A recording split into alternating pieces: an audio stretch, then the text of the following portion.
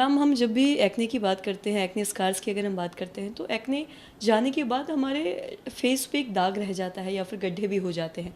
ऐसे तो मेडिकेशन बहुत सारी चीज़ें हैं, लेकिन क्या अगर दवाइयों से हटकर कोई और इसका उपाय है, इस बारे में कुछ बताना चाहें?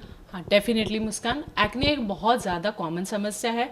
हमने पहले भी बहुत सारे वीडियोस में डिस्कस किया है कि एक्ने क्यों होते हैं। ये हार्मोन से रिलेटेड, एक ऑयल ग्लैंड से रिलेटेड समस्या है, जिसके वजह से बड़े छोटे पिंपल आते हैं, जैसे कोमेडॉन्स है, या बड़े पस वाले पिंपल आना, या बड़े पिंपल आना। और जब भी ये पिंपल ठीक होते हैं, तो ठीक होने के प्रक्रिया के वजह से बहुत बार वहाँ दाग और खड्डे रह जाते हैं। जितना पिंपल बड़ा होता है और अगर हम प्रॉपर टाइम पे उसकी ट्रीटमेंट नहीं करते, तो गड्ढे रहने के चांसेस बहुत ज़्यादा बढ़ जाते हैं। और ये गड्ढे यानी एक्ने स्कार्स हम बोलते हैं, हमें सबको पता है कि स्कार्स एक परमानेंट तरीके का अल्टरेशन है, तो उसको हम कोई भी दवाई से एज सच इरेज नहीं कर सकते।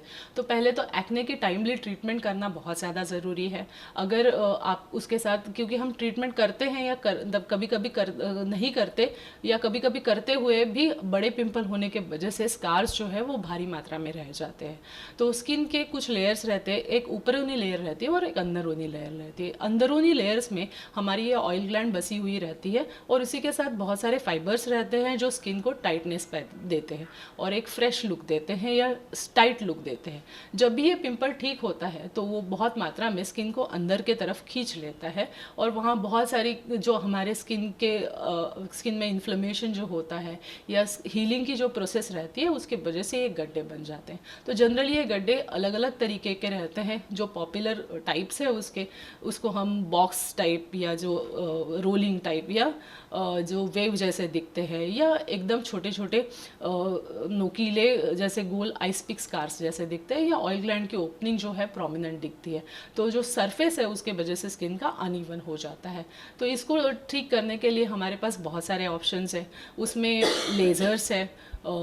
सबसे पहले तो मैं बताना चाहूँगी कि प्रॉपरली जो ट्रीटमेंट है वो करना सबसे ज़्यादा ज़रूरी है। उसके साथ आपके स्किन के हिसाब से डर्मेटोलॉजिकली रिकमेंडेड जो प्रोडक्ट्स है, जैसे फेस वॉश, मॉइस्चराइजर, सनस्क्रीन, ये बेसिक केयर करना ज़रूरी है। साइंस ने इतनी एडवांसमेंट की है कि हमारे पास आजकल बहुत सारे ट्रीटमेंट ऑप्शंस अवेलेबल है, जिसमें केमिकल पीलिंग एक ट्रीटमेंट है, एक ट्रीटमेंट है माइक्रो नीडलिंग, जिसमें डर्मा रोलर या माइक्रो नीडलिंग के यूज़ करके ये स्कार को ठीक करने की कोशिश की जा सकती हैं। तो इसके बहुत सारे अलग अलग तरीके के डिवाइसेस आते हैं, जिसके वजह से एक एनर्जी बेस्ड डिवाइस होता है, जिसके वजह से एनर्जी दी जाती है और इन गड्ढों को ठीक करने की कोशिश की जाती है। कुछ ऐसे केमिकल्स लगाए जाते हैं कि जिसके वजह से भी स्किन बेटर होने में हेल्प हो जाती है। फ्रैक्शनल रीसर्फेसिंग वाले लेज़र्स हमारे पास है, या क्यू स्विच एनडीआर लेज़र है, जिसके वजह से भी ग्लो आने के लिए या पिगमेंटेशन कम होने के लिए मदद हो सकती है।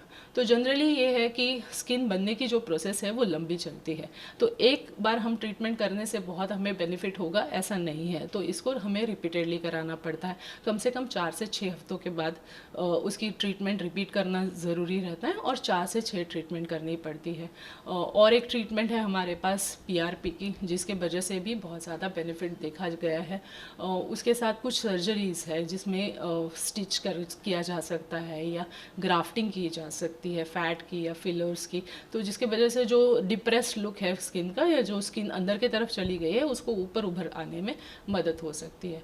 तो ये चीज़ें जो है वो पेशेंट के नीड के हिसाब से कस्टमाइज़ की जाती है, और एक ये ट्रीटमेंट के सेशन लेने के बाद भी कुछ समय तक इसका इफेक्ट चलता रहता है। तो एक कस्टमाइजेशन सबसे ज़्यादा इम्पॉर्टेंट है कि पेशेंट की नीड क्या है, और उसके साथ एक्टिव एक्ने जो आपके पिंपल्स बार बार आ रहे हैं उसको ट्रीटमेंट करना बहुत ज़रूरी है।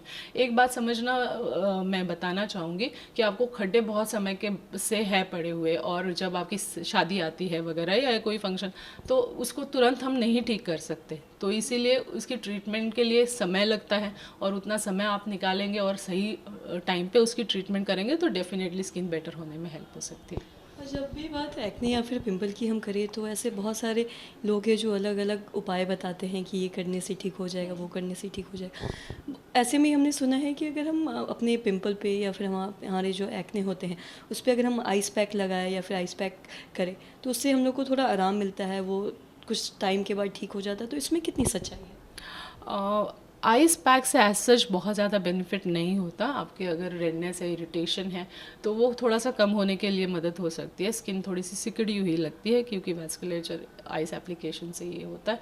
तो वो ये सारी चीज़ें बेसिकली जहाँ पैथोलॉजी है या जहाँ कंसर्न है उसको एड्रेस ही नहीं कर रही है, तो मुझे नहीं लगता ये मिथ्स एसोसिएटेड है या ये गलत मान्यताएं हैं। तो जो डायग्नोसिस प्रॉपर होना और उसकी तरीके से जो प्रॉपर ट्रीटमेंट प्लान डिस्कस करना पेशेंट के साथ बहुत ज़्यादा ज़रूरी है।